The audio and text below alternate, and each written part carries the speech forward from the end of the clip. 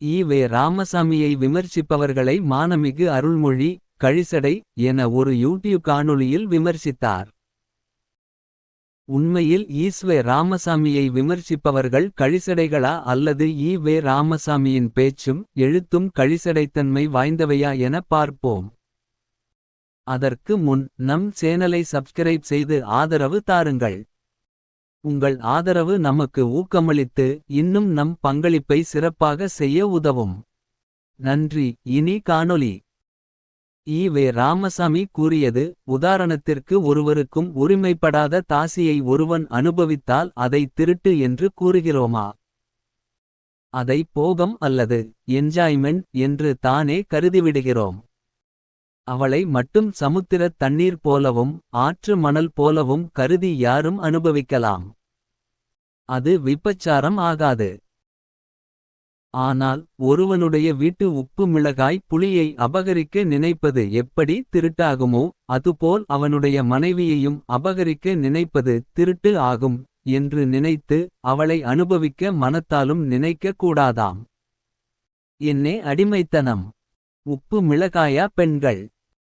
கேவலம் பெண்கள் இப்படியா ஒருவனுடைய வீட்டு உப்பு மிளகாயைப் போல் தனி உடைமை சொத்து ஆகிவிடுவது? நாட்டின் பொதுநலன் கருதி பெண்களின் முன்னேற்றங்கருதி அவசியமான மாறுதல்களை செய்ய வேண்டாமா? விடுதலை அக்டோபர் 11 1948. ஈ.வே. ராமசாமி கூறியதை வாசித்தீர்களா? இப்போது இந்த ராங்கறிவு ராமசாமியின் கருத்துகளில் உள்ள ஒழுக்கங்கெட்ட தன்மையை விமர்சிப்பவன் எப்படி கழிசடை ஆவான்? மானமிகு அருள்மொழிக்கே வெளிச்சம். ஒருவருக்கும் உரிமைப்படாத தாசியை ஒருவன் அனுபவித்தால் அதை திருட்டு என்று கூறுகிறோமா? அதை போகம் அல்லது என்ஜாய்மெண்ட் என்று தானே கருதிவிடுகிறோம் என கூறுகிற ஈ.வே. ராமசாமியை முட்டாள் என்பதா அல்லது மனநோயாளி என்பதா? வங்கி ஒன்றில் பணிபுரிந்து ஊதியம் பெறுபவரும் அந்த வங்கியில் கொள்ளையடித்து பணத்தை எடுத்தவனும் ஒன்று என சொன்னால் அதில் எவ்வளவு முட்டாள்தனம் இருக்குமோ அவ்வளவு முட்டாள்தனம் ஈ.வே. ராமசாமியின் மேற்கண்ட பேச்சில் உள்ளது. நாட்டின் பொதுநலன் கருதி பெண்களின் முன்னேற்றங்கருதி அவசியமான மாறுதல்களை செய்ய வேண்டாமா என ஈ.வே. ராமசாமி என்ன கேட்கிறார் என்றால், விபச்சாரியை அனுபவிப்பது போல் ஒருவனின் மனைவியை ஏன் அனுபவிக்கக் கூடாது என. இதில் என்ன நாட்டின் பொதுநலன் உள்ளது முட்டாள் பெரியவரே எனக் கேட்பதைத் தவிர நமக்கு வேறு வழி இல்லை. ஈ.வே. ராமசாமிக்கு விபச்சாரத்தின் மீது அலாதி பற்று என்றால் விபச்சார விடுதி திறந்து கொள்ளட்டும். யார் வேண்டாம் என்றது? ஏற்கனவே அதை வேறு மாதிரி சொன்னவர் தான். ஒரு கோயில் ஒழிவதன் மூலம் இனியும் 100 கள்ளுக் கடைகள் வைப்பதானாலும் தாராளமாய்ச் சம்மதிக்கலாம் என்றும், ஒரு உற்சவம் ஒழிவதின் மூலம் 100 தாசி வீடுகள் இருப்பதானாலும் தாராளமாய் அனுமதிக்கலாம் என்றும் தோன்றுகின்றது. ஏனெனில் இந்த கோயில்களும் உற்சவங்களும் நமது மக்களை அவ்வளவு மூடர்களாகவும் தரித்திரர்களாகவும் ஆக்கி விடுகின்றன. நவம்பர் 17 1929 குடியரசு. இந்த கோயில்களும் உற்சவங்களும் நமது மக்களை அவ்வளவு மூடர்களாகவும் தரித்திரர்களாகவும் ஆக்கி விடுகின்றன. சரி, குடிப்பதும் தாசியிடம் போவதும் ஒருவனை பகுத்தறிவாளனாக ஆக்கிவிடுமா? என்னவொரு அயோக்கியத்தனமான ஆலோசனை!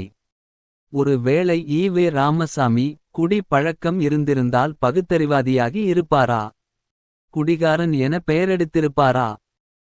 குடித்து குடித்து தாசியிடம் போய் ஒருவன் நாசமாகப் போவது ஈ.வே. ராமசாமியின் கண்ணுக்கு தரித்திரமாக தெரியவில்லை. ஒரு குடும்பஸ்தன் தன் மனைவி மக்களோடு சொந்தபந்தத்தோடு சந்தோஷமாய் உற்சவத்தில் கலந்து கொள்வது தான் தரித்திரமாய் தெரிந்துள்ளது. நல்ல பகுத்தறிவு உங்கள் பகுத்தறிவு என ஈ.வே. ராமசாமியின் மானக்கேடான பகுத்தறிவை நினைத்து வியக்காமல் இருக்க முடியவில்லை. குடும்ப அமைப்பை ஒழித்துக்கட்ட நினைத்த ஈ.வே. ராமசாமிக்கு குடும்பத்தோடு அடைகிற மகிழ்ச்சி ஒவ்வாமையைதானே தரும். ஈ.வே. ராமசாமிக்கும் எப்போதும் தாசி பற்றின நினைப்பு தான். ஆனால் அதை பெண் விடுதலை பெண்கள் முன்னேற்றம் என ஏமாற்றி திரிவார். இந்த உண்மையை எடுத்து சொல்பவன் தான் மானமிகு அருள்மொழி போன்றோருக்கு கழிசடைகளாம். நாம் உண்மையில் ஈ.வே. ராமசாமியின் யோக்கியதையை தோலுரித்து காட்டுகிறோம். அதனால் நாம் கூறுவதை திராவிடர் கழகத்தில் இருக்கிற மகளிர் ஆழமாக வாசித்து ஈ.வே. ராவை தலைவராக ஏற்க வேண்டுமா என மறுபரிசீலனை செய்ய வேண்டும். மேலும் ஈ.வே. ராமசாமி கூறியது: ஒரு மனிதன் ஒரு பெண்ணை பார்த்து ஆசைப்படுவது ஒரு பதவியை பார்த்து ஆசைப்படுவதற்கும் ஒரு வஸ்துவை பார்த்து ஆசைப்படுவதற்கும் ஒப்பான காரியந்தானே தவிர மற்றபடி அது ஒரு தனிப்பட்ட குற்றமோ அல்லது மேற்கண்ட மற்றவைகளுக்கு மேற்பட்ட குற்றமோ ஆகிவிடாது. சிந்தனை திரட்டு என்கிற தலைப்பில் அக்டோபர் 12, 2019 நாள் விடுதலையில் வந்தது. மூத்திரசட்டியை தூக்கி கொண்டு திரிந்த வயதிலும் ஈ.வே. ராமசாமி மனது தரிகெட்டு தான் அலைந்துள்ளது என்பதற்கு மேற்கண்ட பேச்சைத் தவிர வேறொரு உதாரண பேச்சு வேண்டுமா? இதை வாசிக்கிற ஒருவன் ஈ.வே. ராமசாமியை விமர்சிப்பானா? மாட்டானா? இப்போது தான் பெண்கள் வீட்டை விட்டு வெளியே வந்து சுதந்திர காற்றை சுவாசிக்க துவங்கி உள்ளனர். படிக்க துவங்கி உள்ளனர். வேலைக்கு செல்ல துவங்கி உள்ளனர். தனக்கு என்ன தேவை என வாயை திறந்து சொல்ல துவங்கி உள்ளனர்.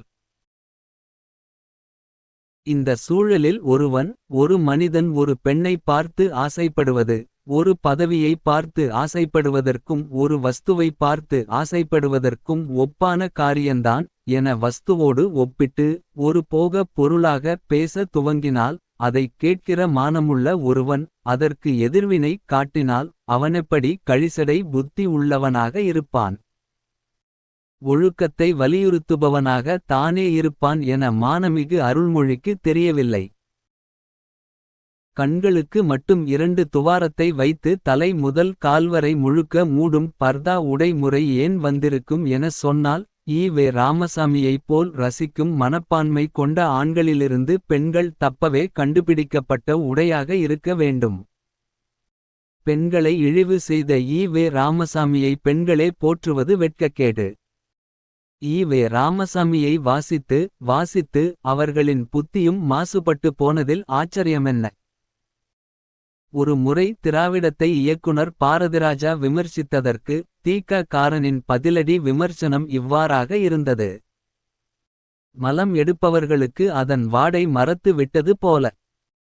1000 ஆண்டு காலமாக சூத்திர இழிவில் மூழ்கிக் கிடந்தவர்களுக்கு அந்த இழிவு என்பது ருசியாகக் கூட இருக்கும். நவம்பர் 17, 2012 விடுதலை ஞாயிறு மலர். நாமும் அந்த கருத்தையே மானமிகு திராவிட அடிமைகளை விமர்சிக்கவும் எடுத்துக் கொள்கிறோம்.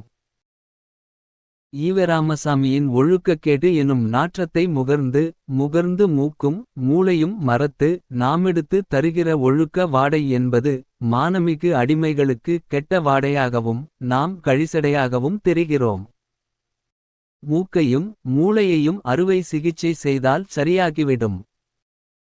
ஈ.வே. ராமசாமியின் தரங்கெட்ட பல கருத்துக்களை வாசிக்கிறபோது தோன்றியது: ஈ.வே. ரா ஒரு அறிவிலி, ஈ.வே. ராவை வணங்குபவன் அயோக்கியன், ஈ.வே. ராவை பரப்புபவன் காட்டுமிராண்டி.